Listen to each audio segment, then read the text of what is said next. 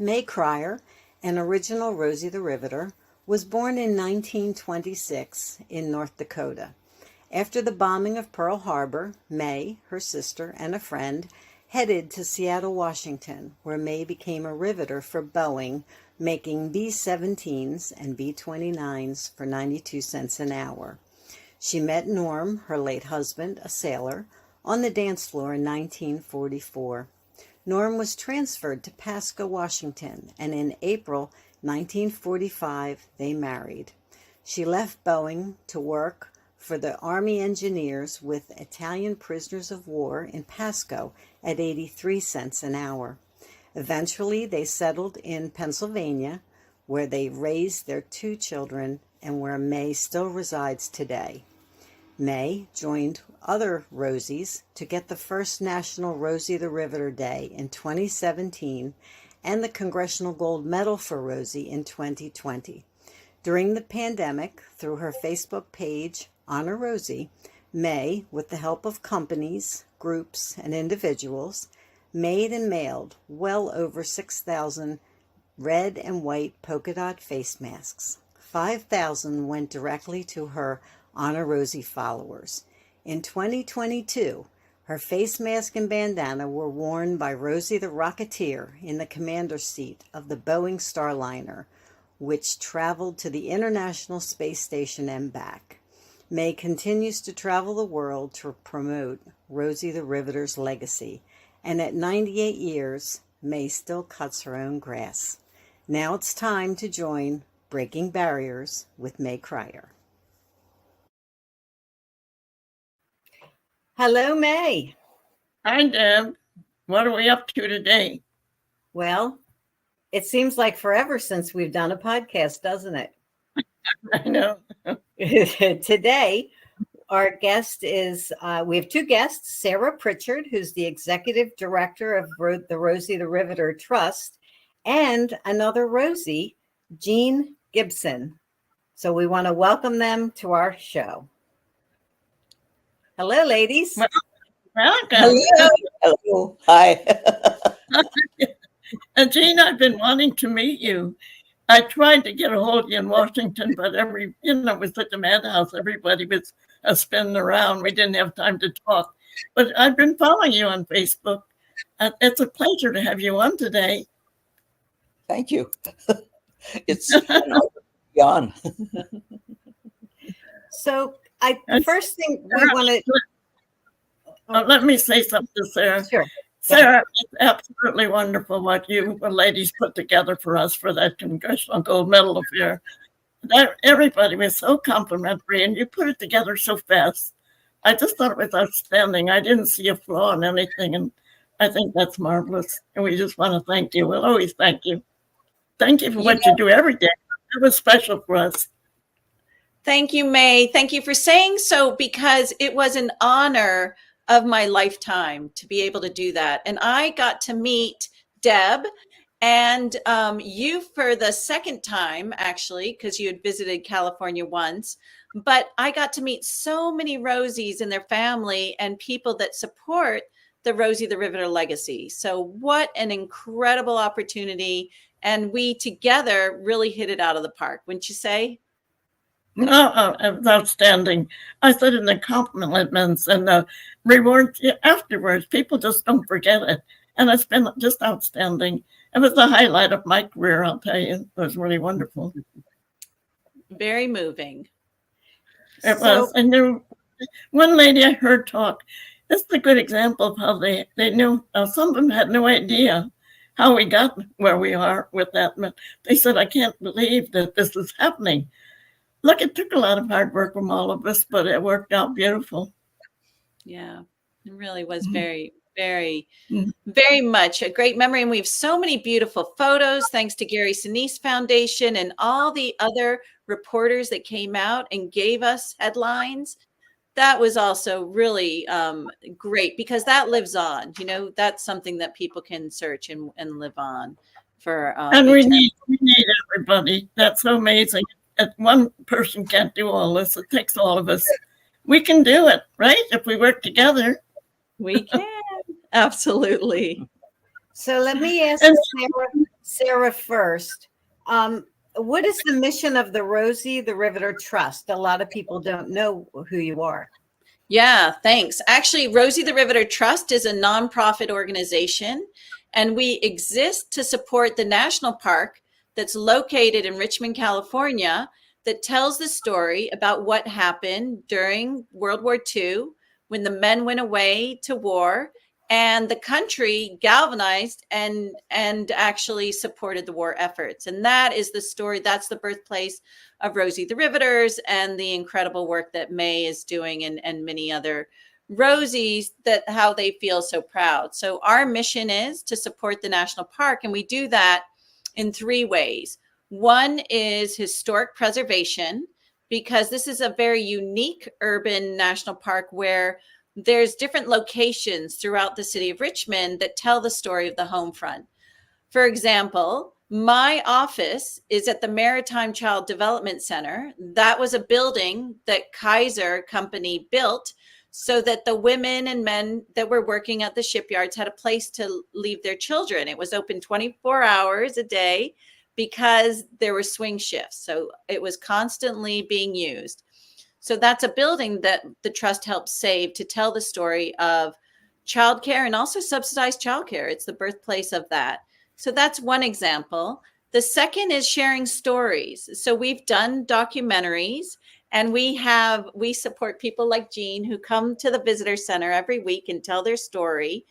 And we talk about, and we want to engage the next generation to know about all the different components of the Homefront story: the good, the bad, the hard, the celebratory. And then the third is engaging and inspiring youth. So we have our flagship youth program is called Rosie Service Corps, where we inspire the kids with the story of what happened, during the Homefront years.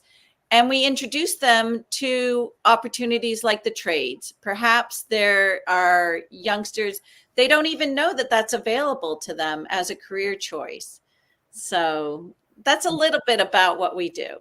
That's great. How long have you been executive director? I've been executive director. This is my 5th year. I came in just before COVID happened and shut down. So it was quite a interesting time, shall we say. And then the trust has been in existence 25 years. And next year, the national park celebrates its 25th year. You are the only national park, aren't you? National group? I mean, you are the only national group of for Rosies, aren't you? There's no others like yours. Well, there is the American Rosie the Riveter Association, which is chapters, groups that are across the country. It's not like your trust. It's not like your trust with your park and everything. Right. We are the one that is the official philanthropic partner of the national park. Right. Nice. Okay, so let's ask Jean some questions. So, Jean, Yes. where were you born? I was born in North Dakota, just like Mae. That's why I wanted to talk to you, Jean, when we were there. The same year you were born. Oh, were you? I didn't. When is your birthday? March 21st, 1926. Okay. I'm a month What older than about I read a little about you, Jane. Continue telling your story. Yeah, where did you work during World War II? Well, I'd like to know where she moved from North Dakota. Oh, sorry. Your story, from where you went. I know you didn't grow up like I did there. So tell how you began before the war. I was in high school during the war, and I had moved from North Dakota to Minnesota when my grandmother died, because I was sent to live with my father. And I went to the university for 2 quarters, University of Minnesota. And then I met a friend the first 2 quarters, and she and I, after my fiasco trying to become a nurse and realizing that it was not possible, that I was not cut out to be a nurse, my friend and I took the Greyhound to Seattle, found a place to live, and talked to our landlady about what kind of jobs were open. we went there deliberately to get a war job. And she said that there was Boeing, then they made the B-29s and B-17s, and there were also the shipyards. Well, we chose the shipyards and became, well, after going to school for 2 weeks to learn to weld, which was not difficult because it's very much like sewing. And we started welding at the Todd Pacific shipyard in Seattle. We'd take the bus from our house. Fortunately, the bus stop was right in front of our house that we rented a room in, and went down to Yesler Way and then caught a ferry out to the shipyard. And the Todd Pacific shipyards made destroyers. We started in wearing pajamas under our regular clothes because Seattle is a lot colder next to the water than San Francisco, and San Francisco is plenty cold. Anyway, we enjoyed working there.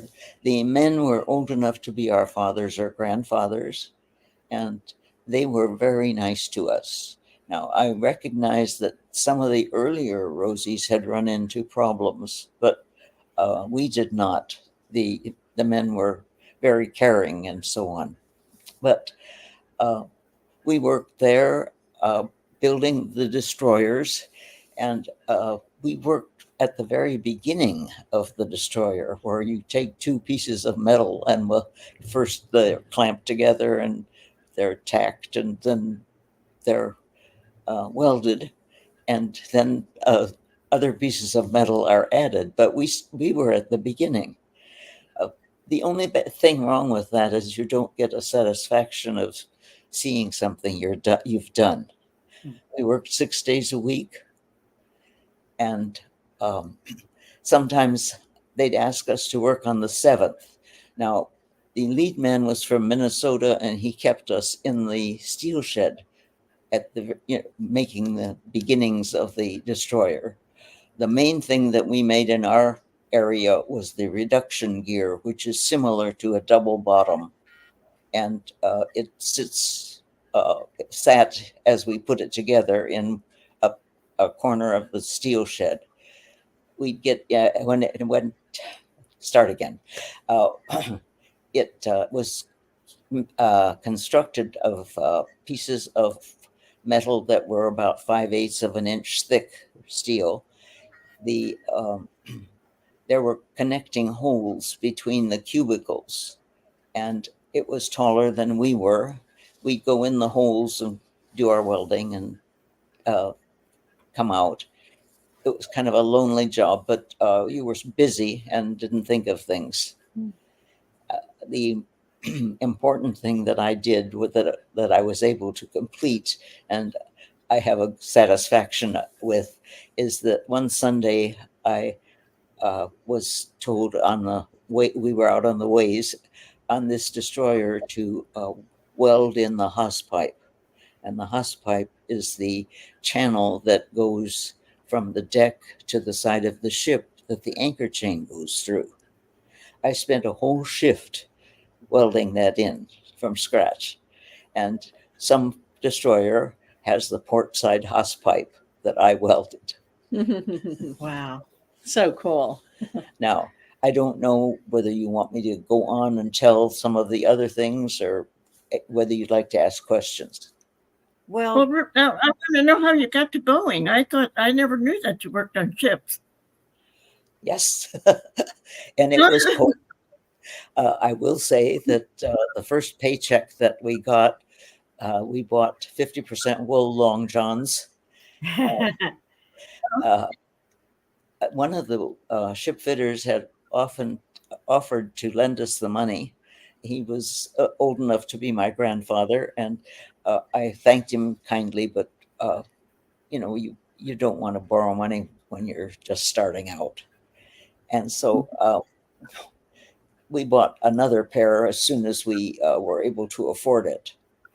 the some of the funny things that we did were on Sundays when we were wearing lady clothes going out somewhere. We found that the shipyard boots are very heavy, thick soles, steel toes, and high. And on Sunday, we'd find that we walked like Tennessee walking horses because of the light women's shoes that we were wearing. We worked at the shipyard through Christmas. And then in January, my friend had an opportunity to go to Juneau for a job with the Forest Service. Now, she was just dying to go to Alaska, and she got a bee in her bonnet, and I said no for quite a while, but finally she wore me down. So we went to Juneau, and fortunately our landlady had a husband up in Juneau that ran a store, and she said, "Do you have a place to live when you get there, or a place to stay?" And we said, "No, we just go to a hotel." She said, "I'll call my husband." And it was very interesting in that Alaska was a territory. Juneau was about 5,000, and the Juneau is the capital, and the legislature was meeting, and so all the hotels were full. If we hadn't had that, we wouldn't have a place to live. We found an apartment shortly after. She got her Forest Service job that was promised, and I worked for the Army Transportation Corps. We sent ships to the South Pacific, to the islands as they were captured. Sometimes the ship left us before it was captured, and it was supposed to be a big secret where it was going, but Juneau, with 5,000 people, there were no secrets. The first one went to Eniwetok, and my job was to make the duplication of the manifests and the hatch lists that listed all the lumber that was going from Juneau to the South Pacific. And when they got to the port, they could unload the ship by reading the hatch list that told what size lumber and what order it was put in. There are about 4 hatches on a ship. The first one we did was new to us, and the government was very, very fussy about everything having to be done this way and that way. It took us from 8 one morning until 3 the next morning to get all that paperwork ready. After that, it was a snap. It was easy, and we would be able to do it more speedily. We were in Juneau during VJ. One thing, we had an anti-aircraft gun on top of our building, and the fellows that I worked with were in the service, and they had dog tags, and so they made me one. And I have my souvenir dog tag that tells about me, and I don't wear it anymore, but it's kind of fun to have. While I was welding, one of the riggers that ran the rig that lifted things up made me a bracelet out of welding rod, and the welding rod was twisted first, and then he laid it on the tracks and ran over it and shaped it. I still have that. It looks silver, but it's welding rod. Wow. Do you have any of those type of souvenirs, Mae? I have rivets left, things like that. But no, I didn't have anything like she had. That's cute where she had the bracelet. That was nice. Oh, but Tina, is that how you got back to Seattle? Is that how you got to Boeing? That's why I'm curious to know how you got to Boeing. Boeing. Oh, we didn't go to Boeing. It was available, but the shipyards paid better. Oh, the shipyards paid better. I know they did. And they had a stronger union. Yeah, they had a stronger union than the aircraft factories. Yeah, we worked. I didn't know you had worked on the shipyards. I didn't know that part of your story. I mean, all I remember from saying you were Rosie the Riveter. So tell us why you went back to Seattle and what you did there. About the same thing I did. And So Jean, after Alaska, how did you get back to? Did you go back to Seattle? Where did you go from there? Cool. We were there for VJ Day, and our apartment that we got the second day we were there, very serendipitously, was on Main Street. And if you look down on the street, the enlisted men were cutting the ties off the officers on VJ Day. They were all celebrating. After September 2nd, when the armistice was signed on the Missouri, we went back to school in Minnesota, to the University of Minnesota, and went for a second year. After that second year, we went to San Francisco, and I was spoiled by being in the a union job where I got paid the same as men. My first job in San Francisco was with an insurance company, and what year was that? What year was that, Jane? What year was that? 46. Oh, okay, that was that. Yeah, because equal pay. It's so hard to get equal pay. I did not get equal pay. I found after I'd been promoted to a more technical job from the beginning one that I had, that my file clerk was making $5 a month more than I was because he was a man, and I quit. And then I got another job and started out as a bookkeeper, and went to a better job where I did the payroll and all the paperwork with the government, and covering the salesmen for the 7 Western states, and saw that they had auto insurance and so on. And I did that for a couple of years. I really enjoyed it, and went to the boss and asked, would it be possible, to go further? I've been here, so long, I like it, and so on.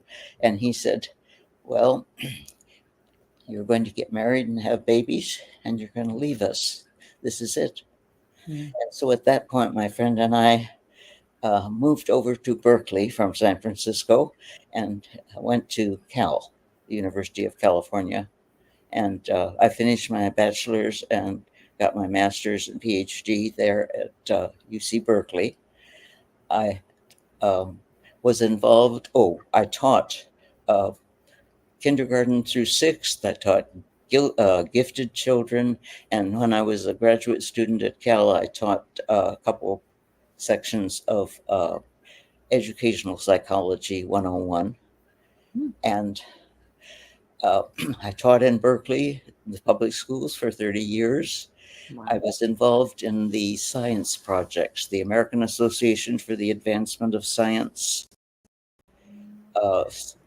They wrote a science curriculum called Science, the Process Approach. I was one of the authors of that.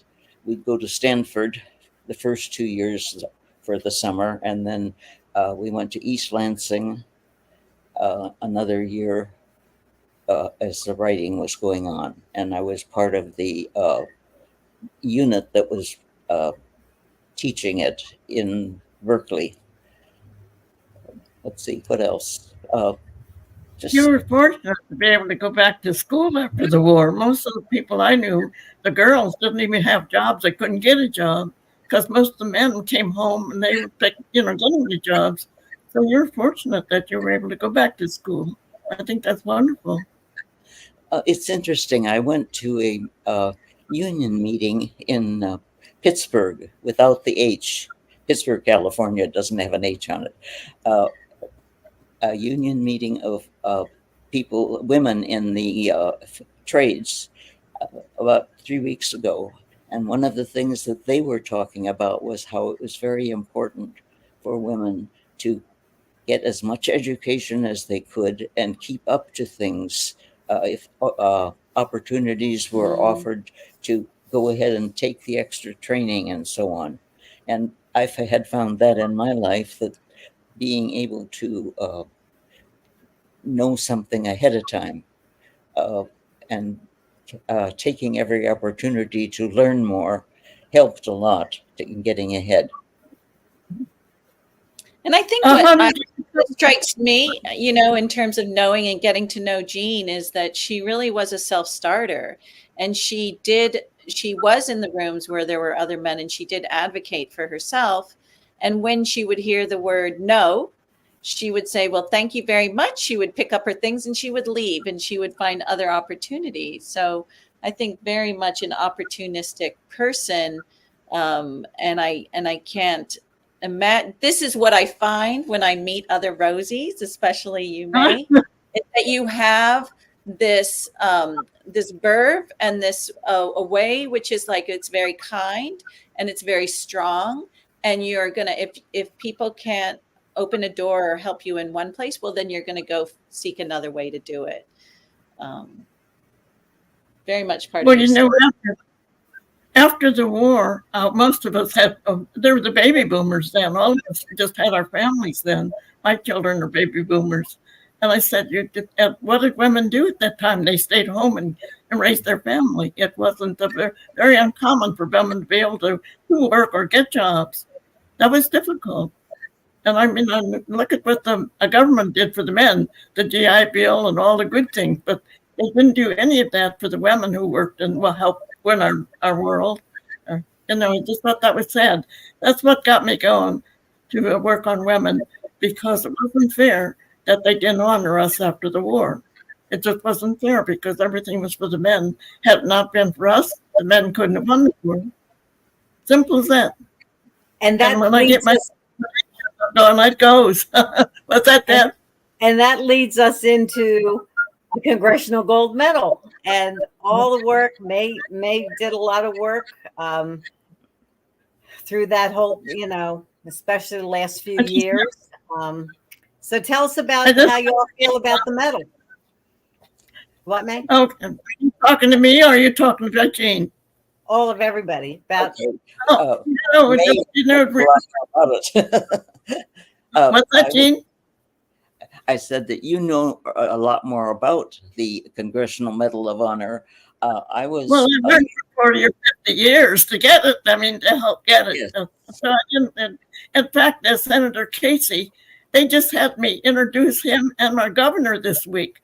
I mean, that's what the Rosie the Riveter Congressional Medal has done for us, for women, for men, for everything. I think it's been a wonderful acknowledgement. They just realized how important women are. And I think that's so important. Now at election time, it's really working well, because it's getting a lot of women votes, believe me. They realize that had not been for the West women like you and I, Jean, we opened a lot of doors. And a lot of the women couldn't have got these positions had it not been that, they realized that women are just as capable as men. And it was a long time coming. And now if we get a woman president, I'm going to do cartwheels. And I'm going to take pictures. It's so important what we did, Jean. I said, I think it's so nice. I love the fact that what we've done and what we've achieved. I mean, we work for it, but you don't get anything really good unless you work hard. I think these things don't come about by luck. They're just simply hard work. Sarah knows that better than anybody. I do, and I just want to add into this that I was so I feel like I came on the scene late, when it had been several trips to the Capitol and knocking on people's doors, which is what was done to advocate for the women. I mean, I think we know that it has taken years to get to that place for the Congressional Medal to be passed, number one. But I think then I came in on the scene when I was invited to be part of the design committee. And that's when, Mae, we were able to really engage and talk and get to know each other, from afar. But I was so impressed with the fact that this was a medal for all women. and that was in terms of the design. And I want everybody to hear this, that in terms of the design phase, that was very calculated, that it should be representative of the diversity of the women and the different trades that were represented on that coin. And so this was a big learning curve for me, that even, I mean, honestly, I didn't know about a congressional gold medal, number one, that it is like the highest civilian honor someone or a group of people can receive. And that this was something that was that Mae was brought to the stage to recognize and to, on behalf of all Rosies, to accept. So what an incredible historical feat that has happened, and it's taken years. I mean, it was signed in 2020. We were able to celebrate this year in Washington, D.C., and now people have this medal to look at and to enjoy. Well, when you said walking the halls, you can't imagine the miles I've spent over the years walking the halls in Washington. One day I walked 6 miles alone, and I was just going from office to office. But I was down there. I can't even tell you how many trips I made to Washington to Ding Dong. I call it Ding Dong. But it was wonderful because this is how you get their attention. The only way, and not only that, you get to meet those wonderful people. Some of our leaders are so great. They're just wonderful. Some of them, you just walk away from them. But this is what you learn, and this is what happens. But like I said, what an experience this has been for me, because I started like at least 40 or 50 years ago, just trying to get the Rosies to realize that they were a Rosie. They didn't know. They thought their job wasn't important. They didn't realize how important their job was. Every bit as important as mine and Jean's. It took a while for them to realize that. Even at their ceremony, I heard some of the women talking about that. So it's hard. There's still women that don't realize how important that they were Rosie. Yeah. In fact, I'm going to be at a Rosie through our congressman is having an affair to honor the Rosies and their families.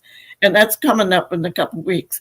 And I think that's so nice that they still remember and still honor us. So, Jean, whatever we did well. Well, the thing was, at the time, it was the thing to do.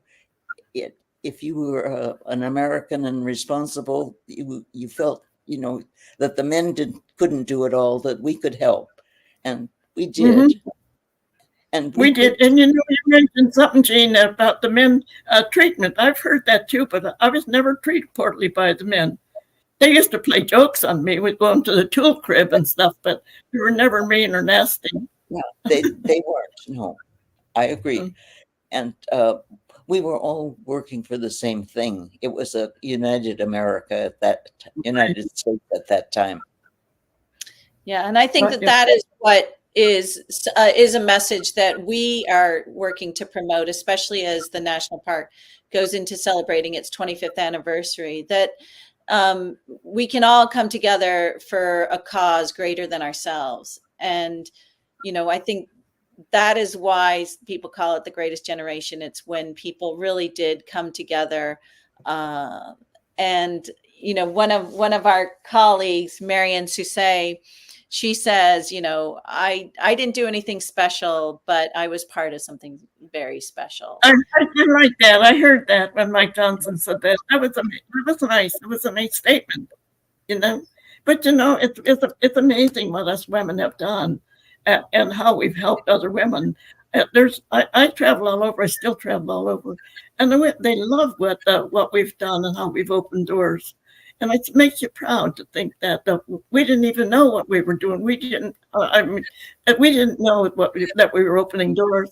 We know we were helping save our country, but we just, like, at that time, it wasn't me or you. It wasn't my job or your job. It was our job. There was never any thought, was there, Jean? We just dug in and did what we had to do.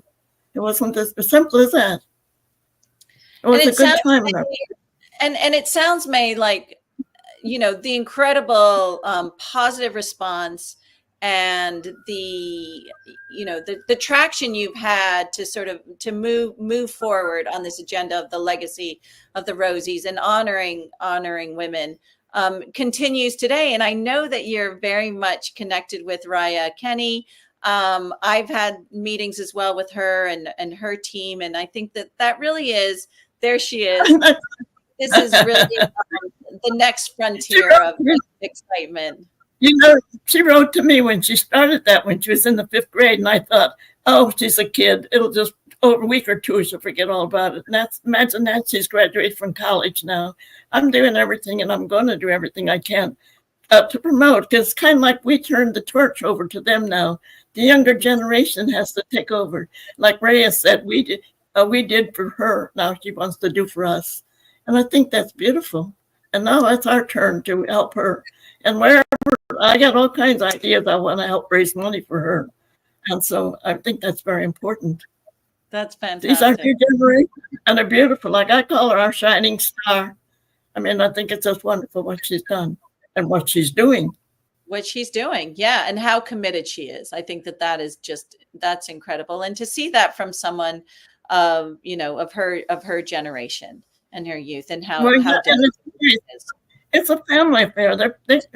Even her mom gets a hold of me once in a while. And it's so nice because we're working together like it's a fun thing.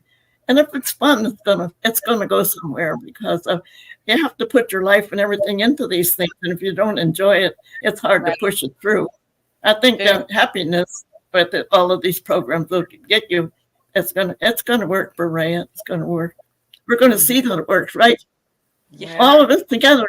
That Ray, I guess what. We're excited to go back to Washington for the like the dirt, like with our shovels in the dirt and like making that memorial. So I know. Well, no, I tell a story. I love this. It's so simple. When I was growing up, it was the Great Depression, the Dust Bowl. We just had absolutely nothing. But they were building Mount Rushmore at the time. And the school took up a collection. We probably gave a penny or a nickel. I forget, we didn't have anything to give. And the first time I seen Mount Rushmore, I thought, I helped build that. And that's why I think that tickles me, because I think no matter what we give for Ray's program, if we can get schools involved or who we can get involved, they'll help her build that monument. And I think that's nice. Everyone can feel a part of it. I love that. And if the kids go to Washington, they'll say, I helped build that. I think it takes pride. It's a thing of pride. So you never know. To add that one of the things that I enjoy is meeting with the people that come into the Rosie the Riveter Center that come in on Fridays. And when the classes come in and they're full of young girls, I enjoy talking to them about not taking less than a man because you're a girl. And I do that too. Trying new things, and that we can do it. Oh, no. Jean, I see you're very connected to Tammy. Tammy has done wonderful things with and for me. We've just had such good times together. And boy, she's good with the Rosies. And that's great. I was so glad to see that you joined her. I just wondered what she was going to do when the others can't do it anymore. And I think this is great. And I know you won't be sorry to end up with Tammy. I've had more fun with her over the years. Yeah, right now, Jean is the one that's able to go in on Fridays to the to the visitor center and meet people. Is she the only one now? She is right now. Marion Sousse has had some health issues, and then Marion Wynn, who was going weekly, she's not able to drive anymore. She's home. But I wanted to say that I spoke with Tammy Brumley, our Rosie Wrangler, this morning, and she sends her very best regards. And of course, she thinks, very fondly of you, Mae. Well, she's been wonderful. She's a very good leader. I mean, it's unbelievable. This year when I went to Normandy, I went with Tammy for the 75th. And we just had an outstanding time. And now this year I went to one with so much more developed or determined or what have you. But you lose something when you go with a big group compared to when you go with a small group. And boy, Tammy, that was the most wonderful trip. Both of them were. I have no complaints about either. They were totally different. But, oh, God, going with Tammy, I just think it's been great. We've traveled other places together, too. And as I said, and here she volunteers her time all the time. And she really, you know how hard she works. She Look at does. how you put that together in Washington. I looked at the two of you. Well, you had others too, but the two of you I know. And I just thought it was And I outstanding. wanted to say there was a photo of Dodo Dene, who also was the one who was the incredible maestro of all the putting together of the parties. So, you know, the And, nights, yeah, those two we parties, don't get uh See, we don't Dodo get a chance. We're with too all busy. the decorations and everything. Uh-huh. So I just wanted to do a little shout out. There she is on Is stage. that her? Is that her in the picture? Yeah, so Is it- Tammy is wearing the red shirt, and then Dodo's wearing the Right, white shirt with the blue jacket, Right. and she transformed the ballroom. So we had a welcoming ceremony the first night, and then we had the celebratory dinner the Oh, second night. the first night was more fun. Oh God, that was fun. Some of my nieces were there, and we just had the best fun. You know, there's no substitutes. Like, come on, girls, let's power up. And you know, they just love that when we all get together and do our rosy pose. I know. So what a beautiful thing. And I met so many incredible women, so many Rosies and their families from across the nation. That was really the highlight. Wasn't it though? And right after that, Gene, I don't know if you've seen it or not, but one of the important programs after, I don't know if Jerry Sinises or not in Washington, he had all the colored Rosies. And that was fantastic because I've been working with Greg Cook here because they were never recognized like we were. So Greg and I have been on different programs together. In fact, you've seen a picture of Ruth Wilson and I. They invited us to Harrisburg. They made it Rosie Riveter Day in Pennsylvania. They did 2 years for us. They did 2 years. You know, these are the things that are important. It was just a shame that we didn't. Can I ask each of you to tell me like your favorite memory from the gold medal ceremony? We'll start with Mae because you're not. Well, let's start with Sarah because now they're moving. What's your favorite memory? Oh my goodness. The biggest memory. You know, I think it's when I was in a room and I was Rosie's and their helpers were coming in when they first came into the hotel, and we were getting them situated with their key and all of their necessities. And then Mae came in and I got to hug Mae.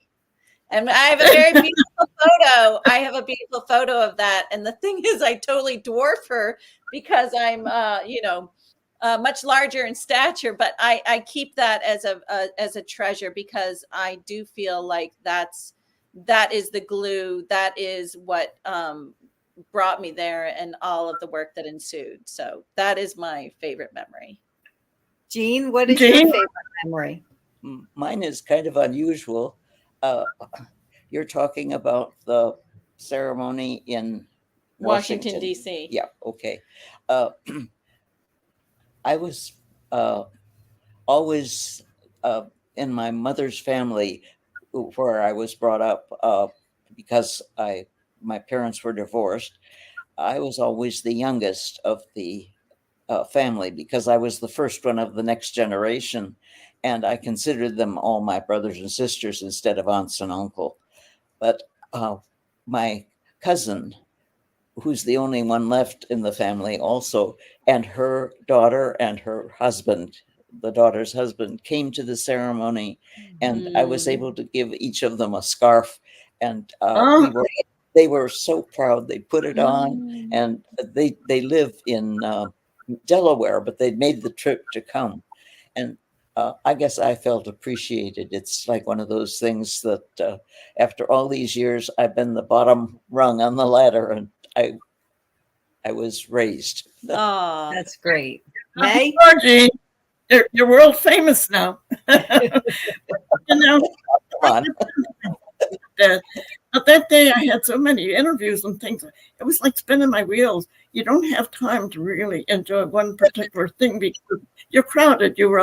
I think one of the nice things, the minute the ceremony is over, Nancy Pelosi came right to me. Of course, I've met her before through my travels, but that was a highlight. But in the back room, Senator Casey was waiting. The New York Times was waiting.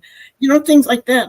I didn't get to talk to all my nieces and nephews and people who were there because the minute I'd stop someplace, they'd pull me away for something else. But I just think the whole ball of wax, I just can't pinpoint anything in particular.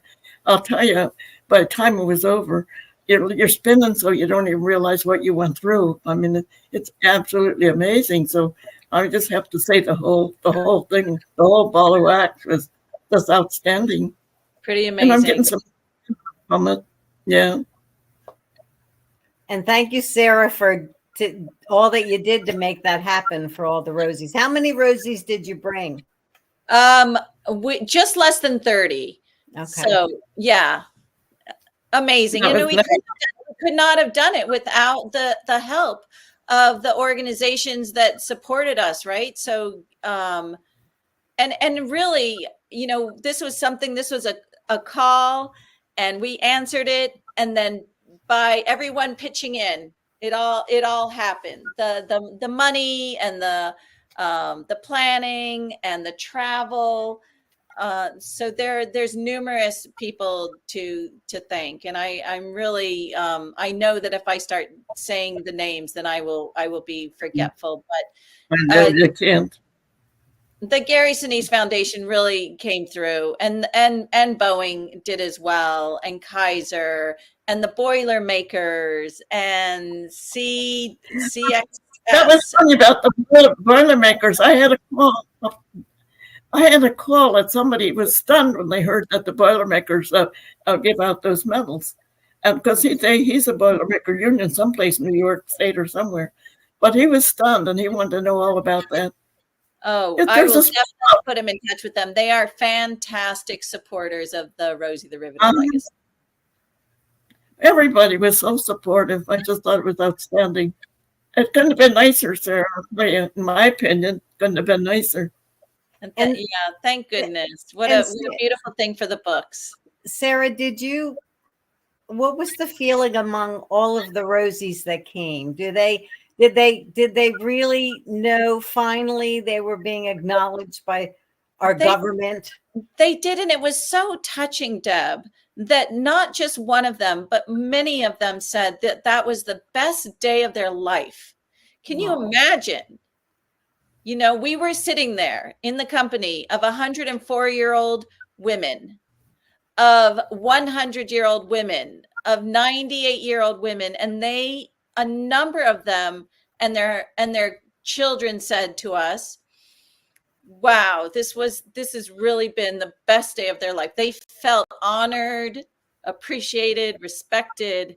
And so that is something that, you know, the United States helped give the respect and the award of this Congressional Gold Medal, and how it made people feel. So that's what the feedback that I heard one woman from Michigan say, who would ever imagine this? You know, because she just thought this was so outstanding.